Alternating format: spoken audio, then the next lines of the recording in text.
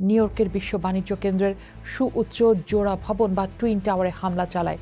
আরেকটি উড়োজাহাজ আছড়ে পড়ে মার্কিন প্রতিরক্ষা সদর দপ্তর পেন্টাগনে। পেনসিলভেনিয়াতেও হামলা হয়।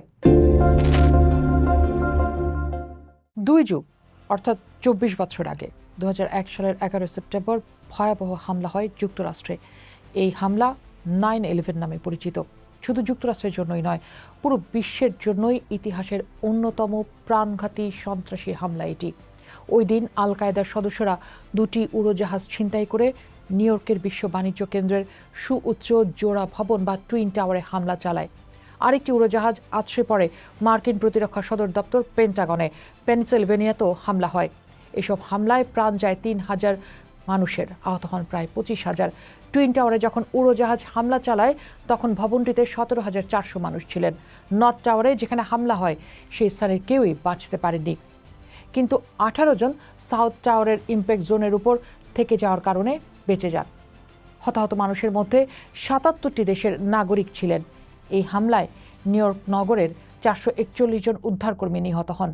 হামলার পর হাজারো মানুষ নানা রোগে আক্রান্ত হয়েছিলেন। তাদের মধ্যে বিষাক্ত ধ্বংসস্তূপে কাজ করা অনেক অগ্নি নির্বাপন কর্মীও ছিলেন। 11 সেপ্টেম্বর বা 9/11 সন্ত্রাসী হামলা মার্কিন যুক্তরাষ্ট্র এবং বিশ্বকে যেন বদলে দিয়েছিল। এই ঘটনার প্রতিক্রিয়ায় শুরু হওয়া সন্ত্রাসবাদের বিরুদ্ধে যুদ্ধ কেবল আফগানিস্তান বা ইরাকের মধ্যেই সীমাবদ্ধ থাকেনি। এটি মানবাধিকার এবং নাগরিক স্বাধীনতার এমন এক সংকটের জন্ম দিয়েছে যার পরিণতি আজও বিশ্বজুড়ে লক্ষ লক্ষ মানুষ ভোগ করছে। এই যুদ্ধগুলির ফলে বিচার ছাড়াই আটক, নির্যাতন, শ্রম শোষণ এবং নিজের দেশের নাগরিকদের ওপর নজরদারির মতো কর্মকাণ্ড স্বাভাবিক হয়ে উঠেছে, যা মার্কিন যুক্তরাষ্ট্রের নৈতিক অবস্থানে গভীর ক্ষত সৃষ্টি করে। একই সাথে বড় আকারে সামনে আসে ইসলামোফোবিয়া বিষয়টি। ফলে কিছু প্রশ্ন ক্রমাগত তীব্র হতে থাকে। কিছু লোকের সন্ত্রাসী ঘটনার জন্য একটি সাধারণ ধর্ম পালনকারী মুসলিম জনগোষ্ঠীকে স্টিগমাটাইজ করা যায় কিনা, কিংবা অপরাধের জন্য ধর্ম, বর্ণ কিংবা জাতি গোষ্ঠী ধরে অভিযুক্ত করা যায় কিনা, এটা মানবাধিকার সঙ্গত কিনা। আমরা 9/11-এর পর নানা ঘটনায় সেরকম হতে দেখলাম, যেন হান্টিংটনের সেই থিসিস, ক্ল্যাশ অফ সিভিলাইজেশন, সভ্যতার দ্বন্দ্বকে বাস্তবায়ন করা হতে থাকলো নানা আয়োজনে। পাশ্চাত্য একটি সভ্যতা, যে সভ্যতার সাথে পূবের দ্বন্দ্ব এবং সেখানে ইসলামোফোবিয়ার ব্যবহার করা শুরু হলো। 9/11-এর হামলার পরপরই বুশ প্রশাসন এক নতুন ধরনের যুদ্ধ ঘোষণা করল। এই যুদ্ধের একটি প্রধান বৈশিষ্ট্য ছিল প্রচলিত আন্তর্জাতিক আইন, যেমন জেনেভা কনভেনশনকে পাশ কাটানোর প্রচেষ্টা, আটক ব্যক্তিদের যুদ্ধবন্দী হিসেবে স্বীকৃতি না দিয়ে তাদের বেআইনি শত্রু যোদ্ধা বলা। এই নতুন আইনি তকমা মার্কিন সরকারকে বন্দীদের অধিকার থেকে বঞ্চিত করার সুযোগ করে দেয়। এর ফলে কিউবার গুয়ান্তানামো বেতে একটি কুখ্যাত আটক কেন্দ্র তৈরি করা হয়, যেখানে 2002 থেকে 2008 সালের মধ্যে প্রায় 800 জন পুরুষ ও বালককে নিয়ে আসা হয়েছিল। একই সাথে সিআইএ বিশ্বজুড়ে গোপন কারাগার বা ব্ল্যাক সাইটের একটি নেটওয়ার্ক স্থাপন করে, যেখানে কমপক্ষে 119 জন গোপনে আটক রয়েছিলেন। অসাধারণ প্রত্যর্পণ নামক একটি কর্মসূচির অধীনে মার্কিন সরকার সন্দেহভাজনদের এমন সব দেশে পাঠাতে শুরু করলো যেখানে মানবাধিকার আইন শিথিল ছিল এবং নির্যাতন সাধারণ ঘটনা হয়ে উঠেছিল।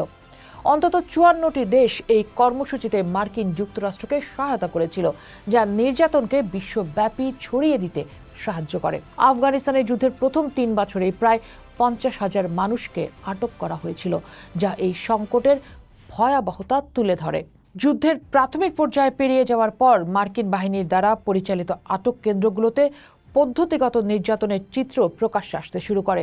2004 সালে ইরাকের আবু গারিব কারাগারের ছবি ফাঁস হলে বিশ্বজুড়ে আলোড়ন সৃষ্টি হয়। এই ছবিগুলিতে মার্কিন সেনাদের দ্বারা বন্দীদের শারীরিক, মানসিক, এমনকি যৌন নির্যাতনের ভয়াবহ চিত্র দেখা যায়। ইরাকে প্রায় 1 লাখেরও বেশি বন্দী আমেরিকান পরিচালিত আটক ব্যবস্থার মধ্য দিয়ে গিয়েছিল, যাদের বেশিরভাগেরই আইনি সহায়তা পাওয়ার কোনো সুযোগ ছিল না। তথাকথিত নির্যাতন মেমোতে বুশ প্রশাসনের আইনজীবীরা নির্যাতনের সংজ্ঞা নতুনভাবে ব্যাখ্যা করে বর্ধিত জিজ্ঞাসাবাদ কৌশলকে আইনি বৈধতা দেওয়ার চেষ্টা করেন।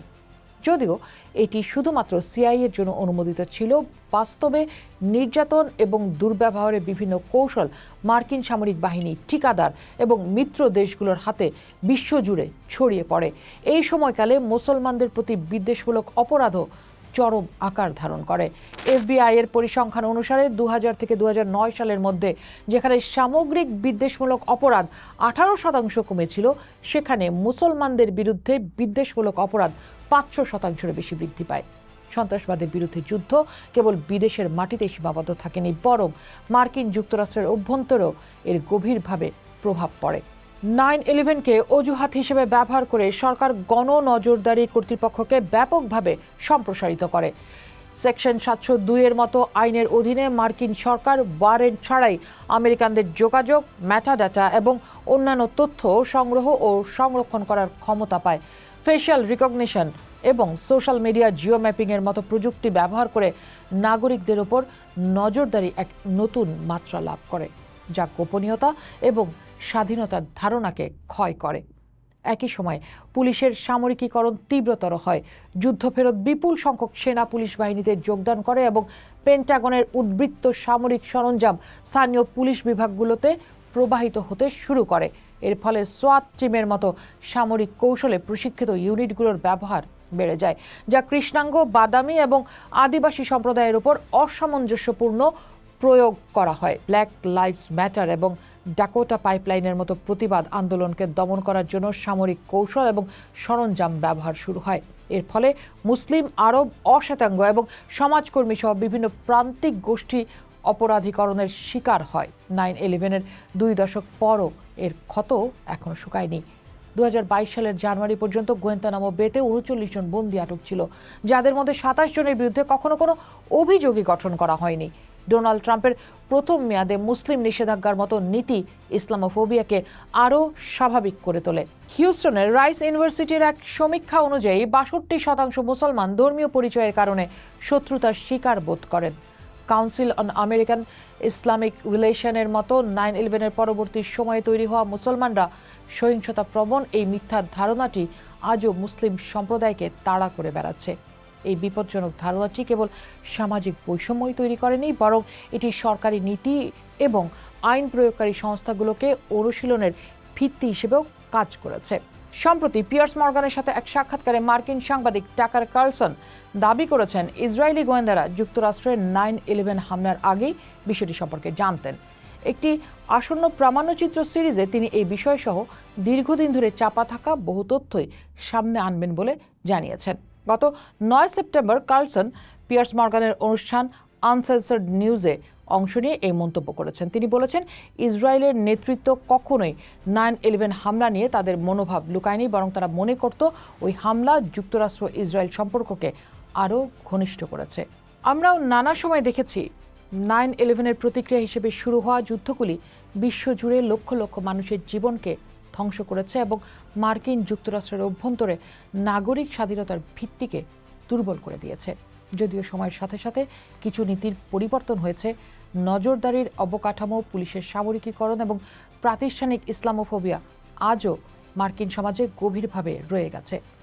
এই দীর্ঘস্থায়ী সংকট থেকে উত্তরণের জন্য প্রয়োজন অতীত ভুলের স্বীকৃতি এবং মানবাধিকার ও ন্যায় বিচারের প্রতি অবিচল প্রতিশ্রুতি, যেই মানবাধিকার এবং চিন্তা ও ধর্ম পালনের স্বাধীনতার কথা বলে গৃহীত হয়েছিল মার্কিন যুক্তরাষ্ট্রের সংবিধানেই। পোস্ট দেখুন, ভাবুন, করুন, পোস্টের সাথেই থাকুন।